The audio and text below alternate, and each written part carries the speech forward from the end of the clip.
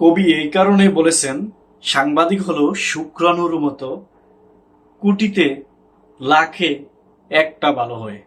Hi hello, আসসালামু আলাইকুম। দৃষ্টিভঙ্গির নতুন আরেকটি এপিসোডে স্বাগতম সবাইকে।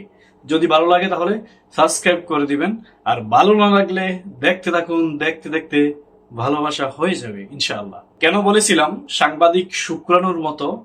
দেখুন এই ভিডিওর কিছু অংশ। ঢাকা উত্তরের মেয়র নির্বাচনের প্রার্থী সেলিম উদ্দিন জনগণের মধ্যে সিগারেট বিতরণ করছেন। বাংলাদেশ জামাত ইসলামীর ঢাকা উত্তরের সম্ভবত মেয়র হবেন সেলিম উদ্দিন আহমেদ ভাই। তিনি নাকি মানুষদের কাছে সিগারেট বিলি করতেছে। এরা নাকি সাংবাদিক, একটা খবর প্রচার করে যাচাই বাছাই ছাড়াই। এই মহিলা যে বলল আমাদের সেলিম উদ্দিন ভাই, তিনি নাকি জনগণের মাধ্যমে সিগারেট বিতরণ করতেছে, আসলেই কি তাই? আচ্ছা, আমি কিছু বলার আগে আমরা আগে দেখে আসি সম্পূর্ণ ভিডিওটা। আসলে এই প্যাকেটের ভিতরে কি আছে এবং প্যাকেটের উপরে কি লেখা আছে। আমি আগে বলে নিচ্ছি, প্যাকেটের উপর লেখা আছে বেবে দেখো।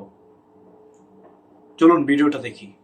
হাঁটতে হাঁটতে সিগারেটের প্যাকেট বিতরণ করছেন ঢাকা মহানগর উত্তর জামাতের আমির মোহাম্মদ সেলিম উদ্দিন। এমন একটি ভিডিও ছড়িয়ে পড়েছে সামাজিক যোগাযোগ মাধ্যমে। তবে সিগারেট বিতরণের দাবিটি সঠিক নয়। জামাত নেতার বিতরণ করা জিনিসটি সিগারেটের প্যাকেট নয়, বরং সিগারেটের প্যাকেটের আদলে তৈরি মাদক বিরোধী সচেতনতামূলক আহ্বান সম্বলিত লিফলেটের প্যাকেট। প্যাকেটগুলো খুললে সেখানে সিগারেটের বদলে সবুজ রঙের একটি লিফলেট দেখা যাচ্ছে। লিফলেটটিতে মাদক বিরোধী সচেতনতামূলক বিভিন্ন আহ্বান লেখা রয়েছে।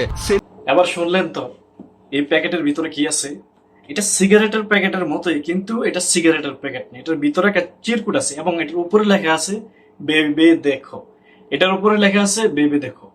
আচ্ছা, এখন যাই যে সাংবাদিক, যে উপস্থাপিকা, তার পাশাপাশি আরেকজন সাংবাদিক আছে, তার নাম নাকি যে বুইরা খাটাসটা।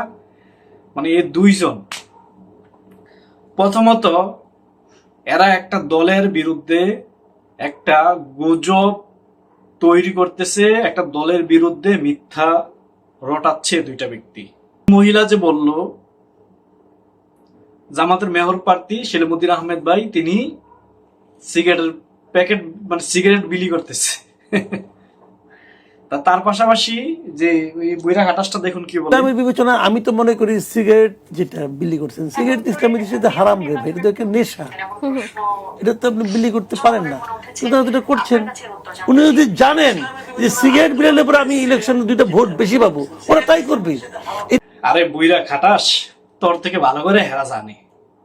তুই যে এই যে একটা টক শোতে আসলি, মন করা যাইছে তাই বলে দিলি, কোনো বিষয়ের উপর রিসার্চ করা নাই, কোনো বিষয়ের উপরে কোনো রিসার্চ না করেই তাদের উপরে একটা কথা চালাই দিল। কথা হইল চিলে কান নিছে, এই চিলে কান নিছে কয়ে চিলের পিছনে দৌড়াচ্ছে। কান, এখানে কান আছে কিনা ওইটা দেখতেছে না। আর এই সাপ্রি, এই দুই সাপ্রি তথাকথিত সাংবাদিক টকশো শুরু করে দিচ্ছে। কিভাবে সম্ভব এগুলা?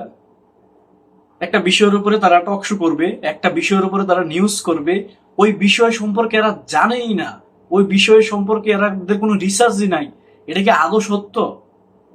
বোকাচোদা, একটা অন্ধ ব্যক্তিকে তুই যে যদি বলস জামাতের কোনো কর্মী, কোনো রোকন, কোনো নেতাকর্মী সিগারেটের প্যাকেট ভোট ছাড়াই এমনিতে মানুষকে দিচ্ছে, সে এটা বিশ্বাস করবে না।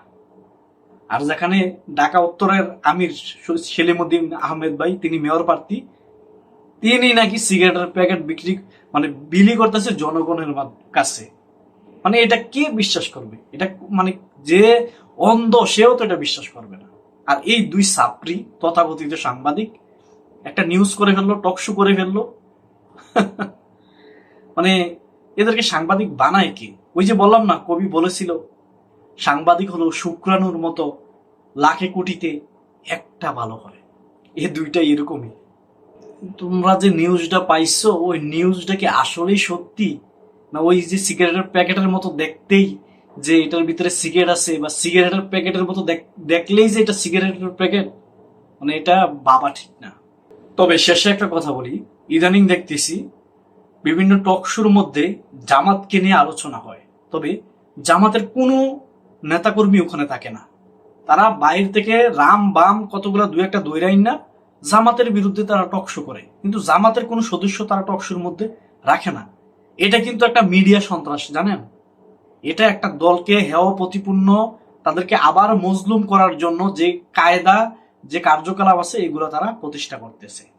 আপনি সাংবাদিক, আপনি একটা দলের বিষয়ে কথা বলবেন, আপনি ওই দলের লোকজন আপনার এখানে একজন উপস্থিত রাখবেন না, আপনি তা না করে আপনি রাম বাম এগুলাই না জামাতের বিরুদ্ধে আপনারা টকশো শুরু করে দিচ্ছেন।